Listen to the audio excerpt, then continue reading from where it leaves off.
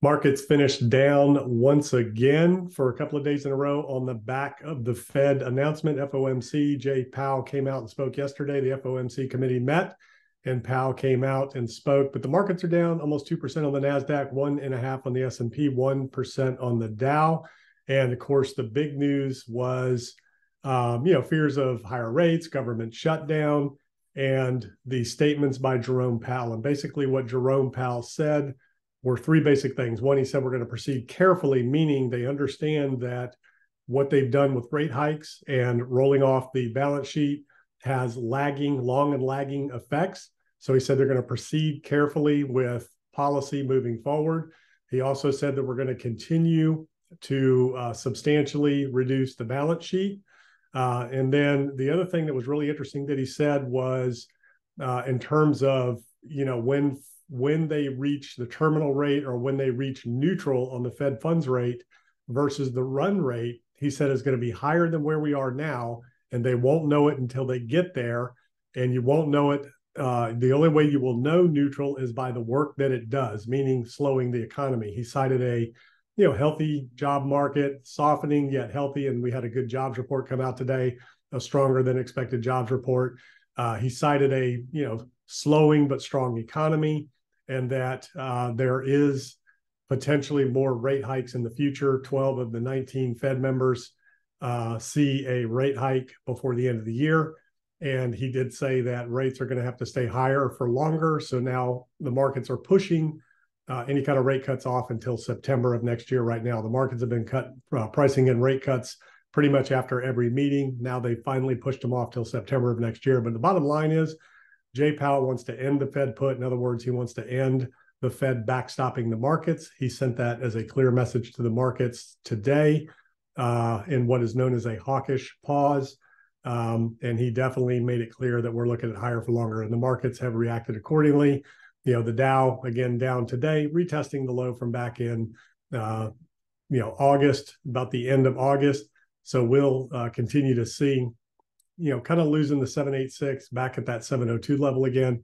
NASDAQ, same thing, lost the 702. S&P, if we put the daily moving averages on, lost that. This is the green is the 50, the blue is the 100, red is 200, lost the 50-day, lost the 100. So we'll see where it stands. The Dow Jones coming close to the 200-day moving average. So the moving averages are important. Especially that 200-day moving average. That's a big one for the markets. If we look at the VIX, having a little pop here on the day, spiking up a little bit, getting back close to that August again timeframe where the markets, that was the last, if you look at the markets, that last little dip in the markets was back in August when we had the VIX spike.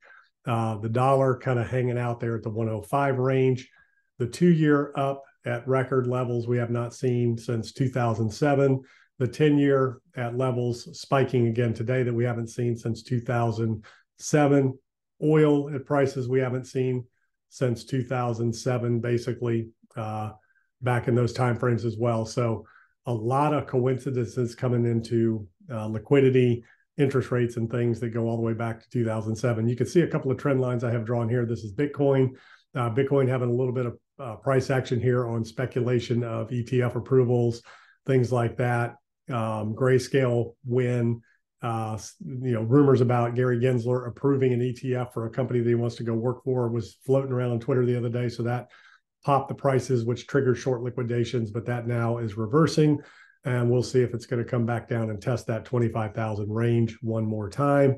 And again, the ultimate test of the range is going to be that 20,000 level. I think at some point the probabilities are likely that, given the current market conditions and the policy by the Fed, the climate that we're in, that Bitcoin will most likely come down and test that $20,000 level at some point. Let's take a cleaner look at Bitcoin here. We've got the major trend line. If Bitcoin kind of works its way back down to this trend line within this channel into the halving, which it does often do, it'll come back and back check some of these lower levels right into the halving, which is, in 2024 or right before it, and then kind of start running up into it. It seems to be following that trajectory. Let's put the moving averages on there right now. Basically has lost the 50-day once again, below all major moving averages. Let's look at the weekly. finding support on the 50 weekly, but below the 200 weekly. And we have another weekly death cross kind of in the making here. As we know, death crosses don't really mean a whole lot. They're lagging indicators. Price usually does what it does ahead of that death cross, whether it's the daily moving average death cross or the weekly moving average death cross. Let's go back here and take a look at that. And we saw where the 50 went down below the 200. That price action had already played out when that actually happened. So we'll continue to watch this and see what the price action looks like. And then in other news, of course, the UAW, we still have the strikes, and they're expanding into other countries, creating layoffs in other companies that are parts manufacturers and suppliers to the auto industry. So a lot of things going on in the economy. We have a strong employment market. People are still employed. People are still spending. Inflation is still running a little bit higher for energy. Oil prices are up, which pushes gas prices up. Food prices are still up. The services and goods sector is still up and feeling a lot of pressure, especially if you're eating out in restaurants and staying at hotels. Those prices are continuing to rise. Interest rates are at levels we haven't seen since 2011, just like the bonds are, just like oil prices are. So a lot of things out there, creating stress for the economy, for investors, for analysts, and for economists, thinking that a recession is around the corner. The other thing that Jay Powell said was a soft landing is not his base case. He did repeat that he said it is not his base case. It's what they're aiming for. So that put a little fear in the markets as well. So a lot of interesting things going on out there.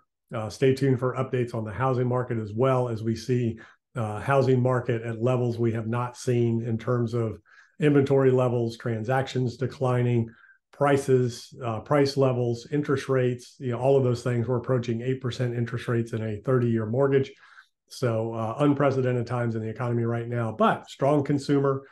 People are still employed, people are still spending, and the economy is still humming along. So I will keep you posted, and I'll see you on the next video.